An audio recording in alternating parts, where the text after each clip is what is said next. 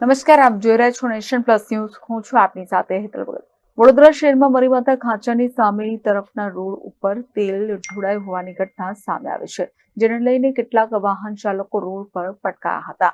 વડોદરા શહેરના રાજમહેલ રોડ પાસે આવેલ મરીમાતા ખાંચાની સામેની તરફના રોડ ઉપર તેલ ઢોળાયું હોવાની ઘટના સામે આવી છે. કોઈક વાહન ચાલક દ્વારા તેલનો ડબ્બો રોડ પર પટકાતા સમગ્ર રોડ પર તેલ પથરાયું હતું. રોડ પર ઢોળાયેલા તેલને કારણે 5 થી વધારે બાઇક સવારો લપસ્યા હતા, જેને લઈને સ્થાનિક દુકાનદારો દ્વારા લપસેલા બાઇક સવારોને ઉભા કરવામાં આવ્યા.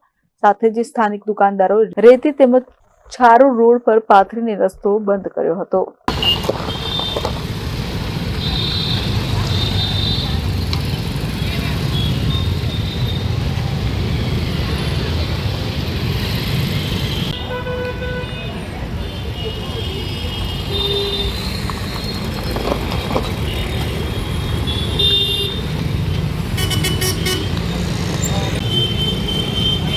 जय गणेश।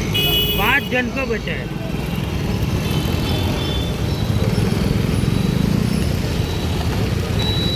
हाँ, पाछળ એવું છે કે મેં જ્યારે આ સાઉન્ડ વેલમાંથી નીકળ્યો અને અહીંયા મેં જોયું કે ઓઇલનો ડબ્બો પડેલો હતો અને તેલ બધું પડેલું હતું ને કોણો પડ્યો એ મને ખબર નહીં, પણ મેં ત્યાં આગળ ઊભો રહીને તૈયારીમાં મારી ગાડી બાજુમાં મૂકીને બધાને બચાવવાની કોશિશ કરી, છતાં પણ અમુક એક સ્પ્લેન્ડરવાળો ઉપર જોઈને જતો તો એ અહીં આવીને લપસ્યો. એના પછી 4 જણ બીજા પડ્યા, ધની બૈડી બી 2-3 જણ બધા પડ્યા.